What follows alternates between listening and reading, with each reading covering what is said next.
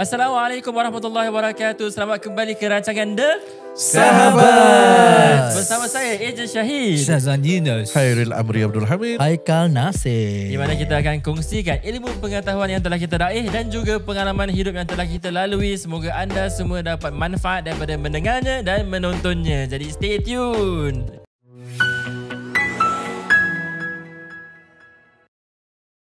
Selamat kembali ke rancangan The Sahabat, di mana kita ada podcast Still Jannah. Ada apa itu hashtag ya sebenarnya? It's back. Yeah, Alhamdulillah. So we are back and again ada few episode yang kita dah record. Dah momentum. Dah momentum. And then kita dapat sponsorkan diri kita dulu. Alhamdulillah. Jadi hari ini, episod kali ini dibawakan khas kepada anda oleh Cream SG. Mana tepuk sikit. Aku seram je. Ya, di mana aku sendiri dah makan kat Cream SG tu banyak kali. Pada Momentum kan. Dah makan banyak kali favorite dish. Ril, kau dah makan juga Cream SG? Dah. Fan, number one fan. Number one fan, Alhamdulillah. Thank you. I like you. Alhamdulillah. Okay, mungkin kita tanya Ril dulu. Apa kau punya favorite dish daripada Cream SG? Wah, aku suka pulled beef dengan dia punya spaghetti duck. Oh. Lemak cili padi. Lemak cili api. Lemak cili api. Okay, Kal pula? Aku suka sama. Apa baru-baru ni baru rasa smoke Smoke duck. apa? Cili. Smoke duck, lemak, cili, api, pasta. Tapi yang never go wrong is the pulled beef. Oh, Pulled beef cheese, chili cheese beef fries. So you want to say the lemak cili api go wrong ah? Nah, tapi yang apa tu aku suka kalau letak cili padi lebih tu best. Oh, sebab kau kuat makan pedas kan. Nanti ada dia pernah tunjuk dekat dia punya IG.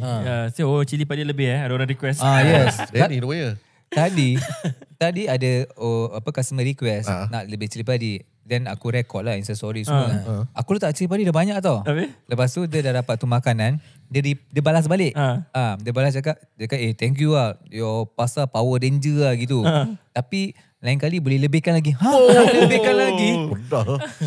Aku rasa kau kena buat macam orang kata tu apa yang level 1, level 2, level 3, dia punya level 10 lah. Ya, kena buat level yang kepedasan tu kan. Tapi dah banyak tau aku letak. Habis kos kena naik kos. Tak apalah, ikhlas. Masya Allah. Masya Allah. Itu yang kita suka daripada Masya Allah. founder Cream SG kita sendiri. Okay, hari ni kita nak interview dia pula. Interview dia pula tentang Cream SG ni kan. Yes. Ya, di mana terletaknya cawangan Cream SG pada masa ni? Buat masa ini di Yishun Junction 9 Mall 0219 sebelah kapal entrance. Alright. Sebelah tuition center. Yeah. Spesifik Kenapa Cream SG? Actually dulu aku punya makanan is actually a dessert. Tiramisu. So tiramisu kan dia punya dessert kan macam Cream. Creamy tu kan. very creamy gitu kan. So I name it Cream. Kenapa kau tak letak nama kau Dapur Syazwan? Mana? Atau Nak lain-lain Chef lah. Wan. Chef One Singapore. Chef One SG. Mungkin lagi fly tau.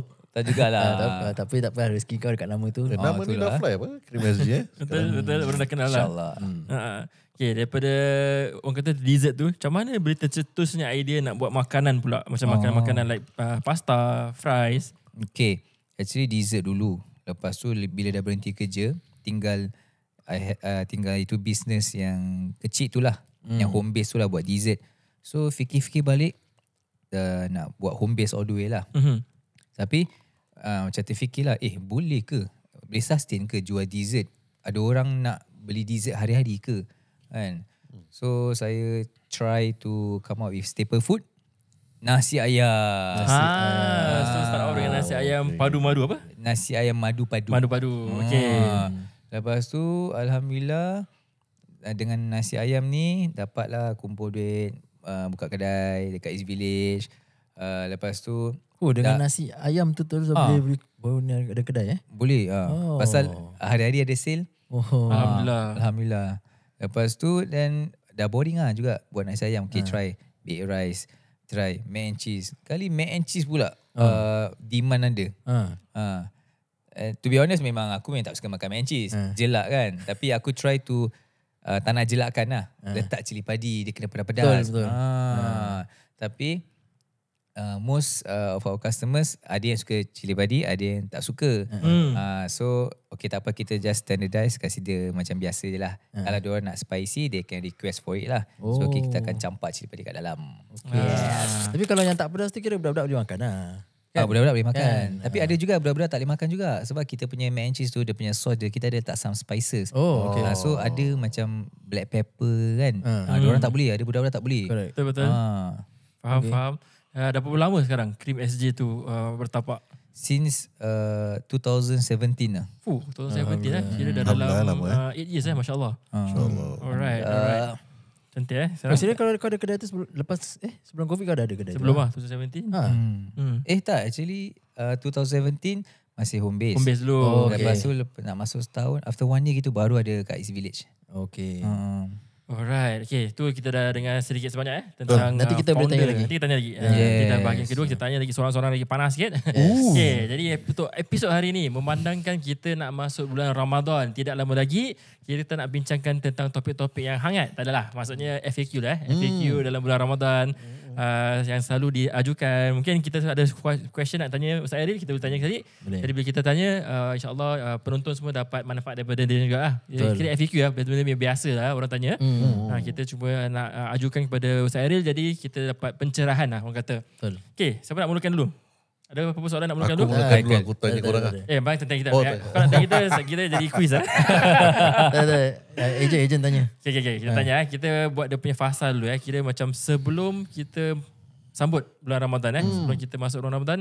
Apa yang biasa ataupun boleh kita lakukan dahulu sebelum kita orang kata tu masuk bulan Ramadan? Mandi hadas. Tu tu nanti kita akan bincangkan juga. Silakan Ustaz. Okay, so sebelum bulan Ramadan, ni sekarang dah dalam bulan Syakban. Syakban, fasa bulan Syakban ni selalunya orang busy bagi mereka yang tertinggal puasa. So diorang akan busy untuk qada dan selesaikan puasa-puasa hutang mereka.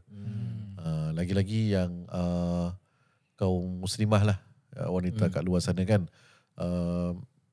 Tapi macam mungkin ada yang soalkan, Ustaz boleh ke lewat-lewatkan qada puasa?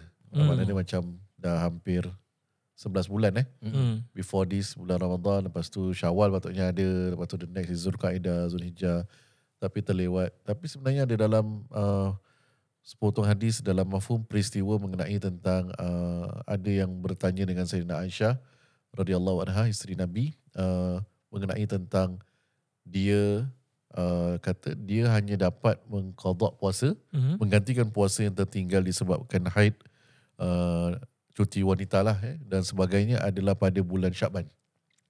Sebab apa? Sebab bulan-bulan yang lain bila dia nak puasa tu dia bila Nabi ada kat rumah dia takut mengecilkan hati Nabi. Sebab ada dia seorang isteri, mungkin suami ada, mungkin nak melayani suami lah. Nak melayani suami. Jadi sebab itu dia tak melaksanakan perkara tersebut kerana menghormati Rasulullah SAW. Tapi bila masuk bulan Syakban, Nabi SAW kalau dalam ada dalam penerangan hadis, Nabi banyak puasa pada bulan Syakban. Jadi sahabat kata, aku tak pernah nampak Rasulullah SAW puasa penuh selain daripada Ramadan adalah pada bulan Syakban. Jadi Nabi banyakkan puasa Syakban. Rupanya kenapa Nabi banyakkan amalan Syakban? Sebab bila Nabi puasa, so isteri dia dapat join sekali. Jadi inilah rahsia rumah tangga yang istimewa. Alright, okay. So tu satu benda yang kita boleh lakukan. Betul. Sebelum masuk bulan Ramadan. Yes. Untuk muslimah. So muslim pun lah. Mungkin ada orang yang terlepas. So kalau boleh jangan sampai, yalah bagi mereka yang mempunyai kesihatan, yang boleh menggantikan puasa, jangan sampai jumpa dengan Ramadan yang seterusnya lah. Sebab once kalau kita sihat, kita diberikan kesihatan, kebaikan untuk qada, tapi kita tak settle sehingga Ramadan yang datang, dah masuk. Then that means hutang tu tetap ada. Contoh kita hutang 2 hari, hutang tu tetap ada selepas Ramadan, tapi ditambah dengan fidyah pula. Maknanya kita kena bayar fidyah lah. Hutang tetap bayar juga. Kena qada juga. Fidyah dia kena bayar. Memberi makan fakir miskin, kalau kat Singapura anggarannya adalah $1.40 untuk secupak beras lah. Harganya. Jadi kalau dua hari kali RM1. $1.40 kali 2 $2.40. $2.40. Yes, $2.40. Oh, kira satu hari tu dalam $1.40. Dalam Fidyah lah. $1.40 yes fidyah ada. Tapi ada orang kata saya nak bayar $2. So $1.40 tu fidyah, yang lagi 60 sen tu sedekah.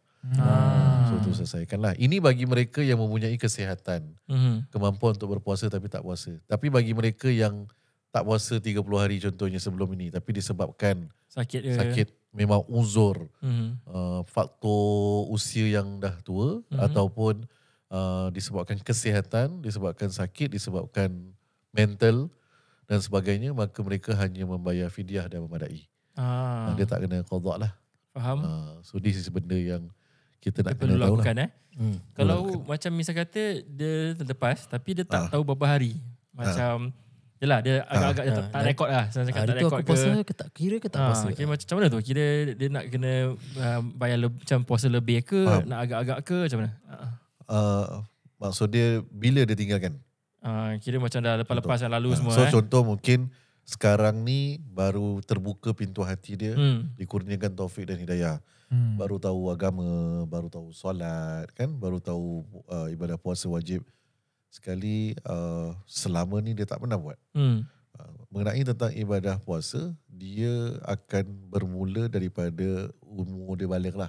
Okay. Ambil anggaran dia balik lah. Contoh kalau mungkin dia lelaki, dia balik 13 ke hingga 16, perempuan mungkin 9 tahun 12.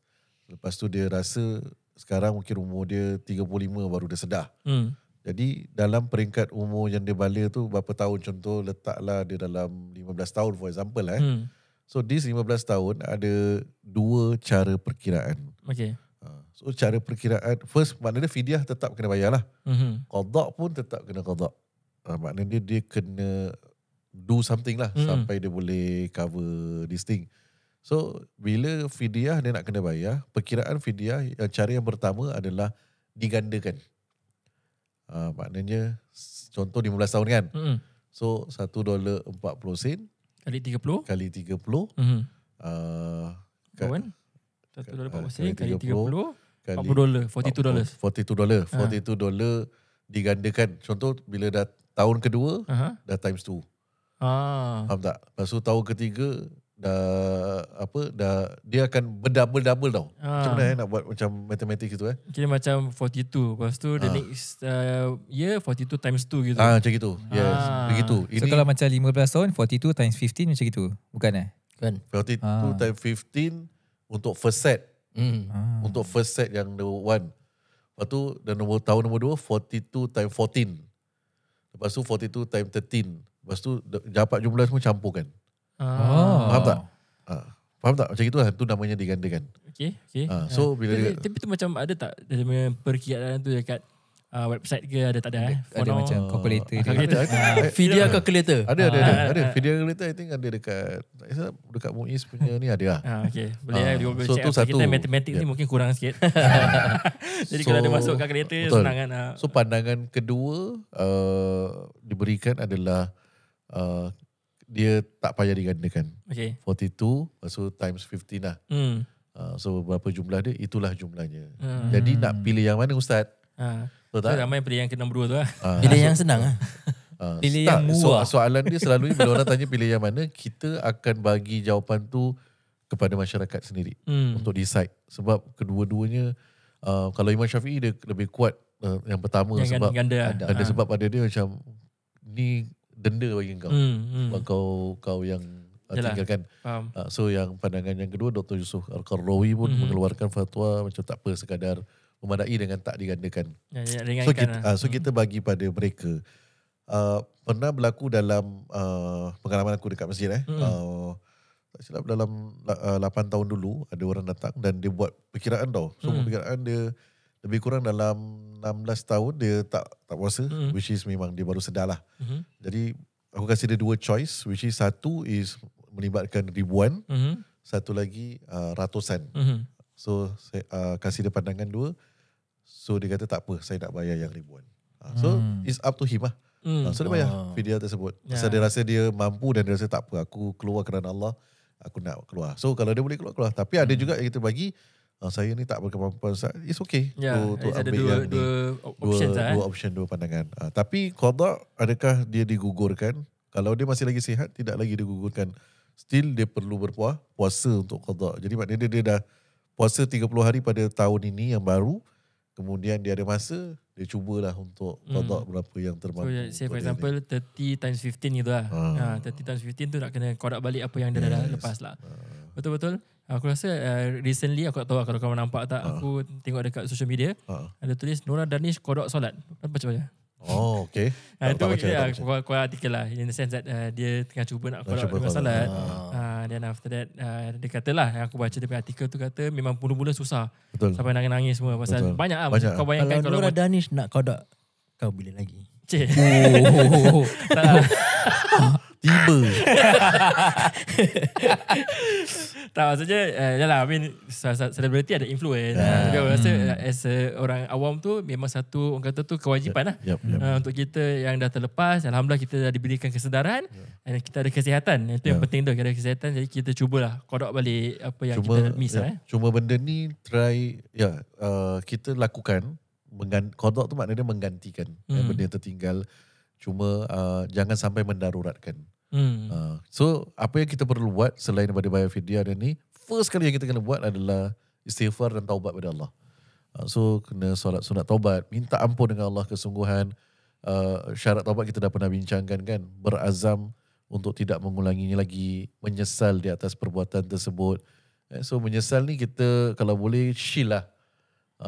Kalau boleh kita try to cover benda-benda yang kita buat. Kita tak ada macam yang ada orang macam mungkin dia dah, aku rasa walaupun aku dulu tak sembahyang, tapi aku rasa aku happy aku dah lalu zaman tu. Macam kau tak ada penyesalan. Betul. Beza dengan orang, kalau aku boleh rewind aku tak nak buat macam ni. So dia penyesalan tu mesti ada. Kekesalan. Dan kemudian solat sunat taubat dan minta ampun dengan Allah. Dan diikuti dengan fidyah tadi. Dan juga dengan qada puasa lah. Selagi mana yang termampu. Sama juga dengan solat lah.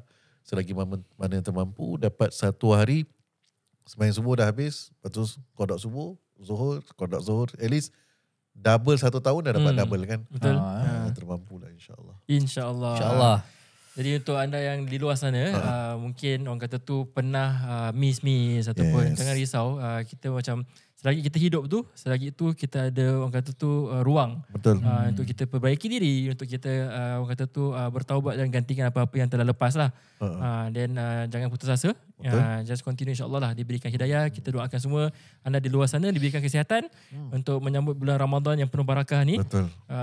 Dan insyaAllah kita akan buat lagi tentang orang kata tu puasa pula. Tadi sebelum puasa ada apa lagi tak nak tambah sebelum masuk bulan puasa? Kalau sebelum puasa lagi, selain daripada tu bagi siapa yang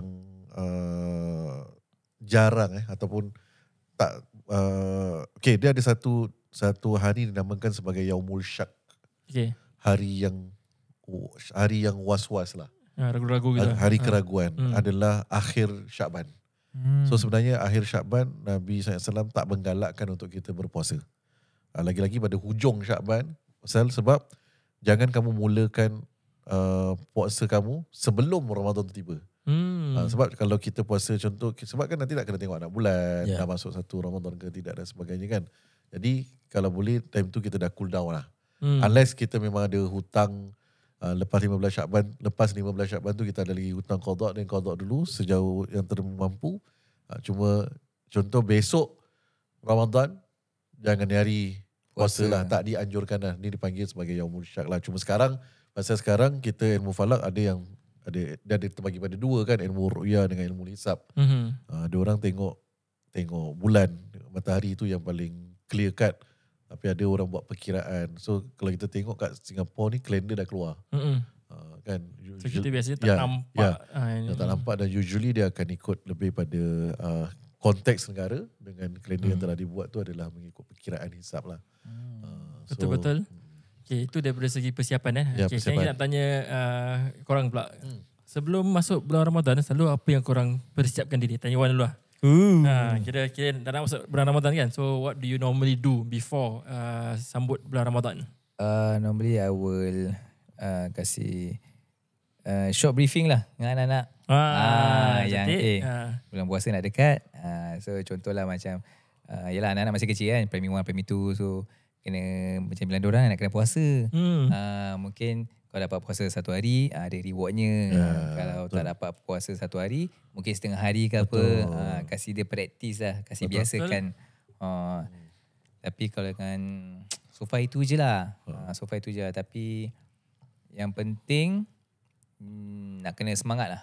Betul. Nak kena semangat yang kita nak kena macam excited tau. Macam puasa nak dekat sih. Macam ada orang mungkin macam alamak puasa leceh lah, nak kena puasa ni semua. Tapi kita nak kena macam semangat lah. Betul, setuju sangat. So aku rasa sekarang macam dia punya awareness of betapa bagusnya ataupun hebatnya bulan Ramadan ni dah makin better. Sekarang aku nampak satu kadang-kadang dekat social media parents dah buatkan macam satu corner untuk waktu tu solat, untuk baca Quran.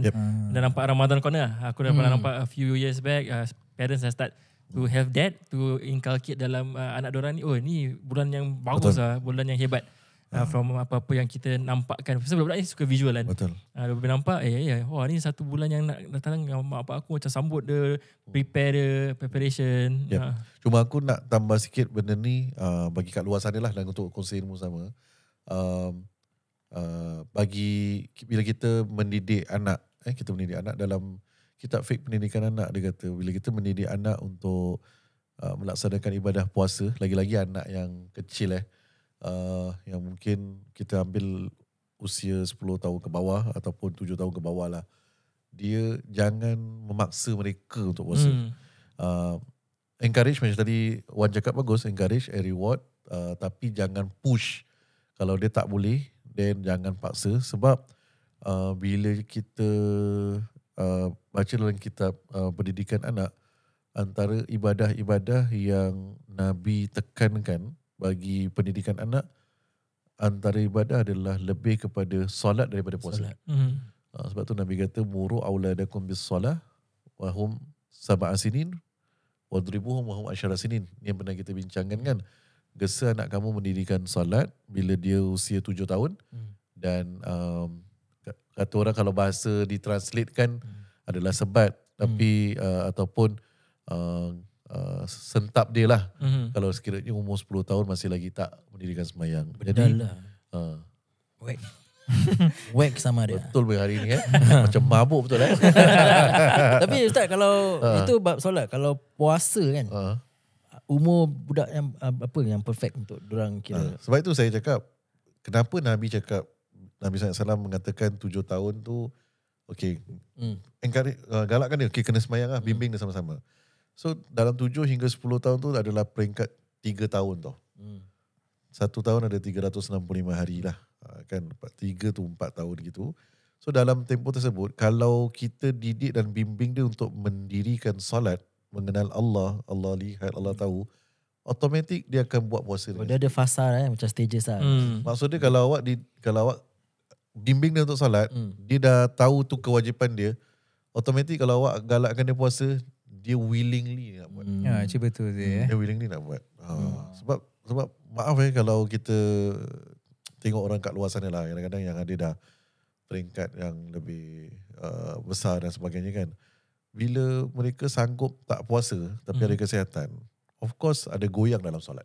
Oh, faham. Faham tak? Tapi kalau orang jaga solat, automatik ibadah puasa apatah lagi lah. Okay. InsyaAllah benda tu akan terikut. Dia didik dari kecil sebab kita dah train makanan harian kita adalah suplemen solat. Jadi bila nak buat ibadat solat tu dia nak buat ibadat puasa tu dia datang lah. Cuma unless kalau dia memang malas betul lah, tak tahulah kan. Sebab jarang orang macam aku sembahyang tapi aku tak puasa. Betul.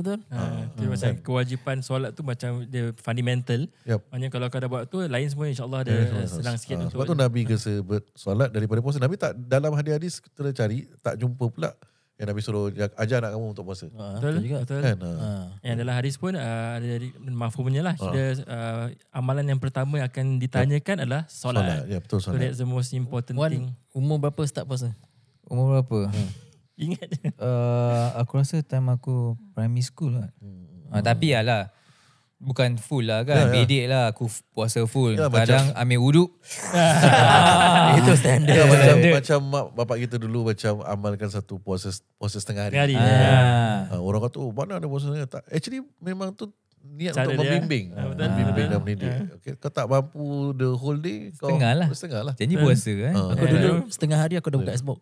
Tu indication aku nak makan. Mak aku dah cakap, okay, hari half day puasa. Tapi mak aku nak aku puasa Cuba penuh lah kan. kalau boleh. Tapi since dia dah cakap aku half day kan, aku dah buka smoke. Pukul 12 kata buka smoke. Tapi aku tak berani sebab gitu.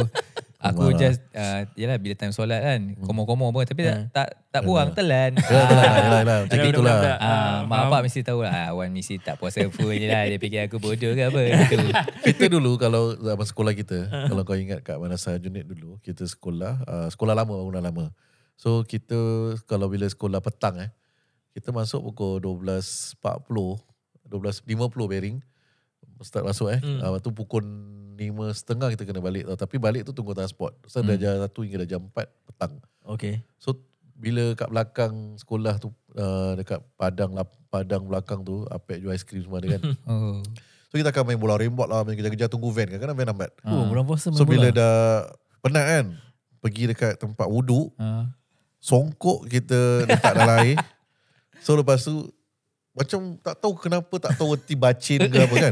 Songkok tu letak air, lepas tu kita letak gini, air dia meleleh. Jamah. So that is benda yang aku ingat kita pernah buat ramai-ramai. Budak-budak lah. Dia ada main taktik lah. Dia tak nak direct. Macam itulah, macam sama. rabak. Macam kau air tak keluar. Kalau kini dah obvious lah. Dah boci lah, tak boleh lari. Itulah benda-benda yang kita buat dulu sebelum. Jadi, Dululah sekarang bila jangan. anak kita nak buat, ni baru dulu bapak dah pernah lah. Tak pernah bikin. Lama-lama dah berjaya. Kenapa lama-lama? Alright, okay. So itulah daripada kita bahagian pertama tentang bulan Ramadan. Jadi insyaAllah nanti bahagian kedua kita akan sambung lagi tentang isu-isu orang kata tu FAQ dalam bulan Ramadan. InsyaAllah dapat beri pencerahan untuk anda semua. Jadi episod ini ditajakan khas kepada anda oleh Cream SG. Makanan yang hebat, Masya Allah. Orang kata tu dia punya rasa semua tip-top. Kita semua dah rasa. Air tangan Wan. Air tangan Air tangan Chef Wan SG. Selain daripada pergi Junction 9, macam mana kalau sekiranya nak order? Boleh Tinggal jauh ke apa ke? Boleh ke website kami www.cream.shop. You kira from the website Yes. Alright. Okay, apa tunggu-tunggu lagi insyaAllah untuk buka puasa. Buka puasa boleh juga kalau nak buka puasa order? Boleh. Pasal nak bulan Ramadan ni kan. Boleh pre-order. Order banyak-banyak. Kasih slam. Panggil slam Kasih slam. Alright, kasih slam. Nanti insyaAllah buka untuk bulan Ramadan ni dia ada menu special. Pulled beef korma. Nanti orang minta nanti. Alright, okay, insyaAllah kita akan ketemu anda semua di episod yang akan datang, bahagian yang kedua. Jadi jangan lupa kalau anda rasa episod ini dapat beri orang manfaat, jangan lupa like, share. Di mana? Di Spotify, YouTube, Instagram dan TikTok. Yes. Sampai ketemu lagi di bahagian kedua dari kami The Sahabat. Assalamualaikum. Wassalam.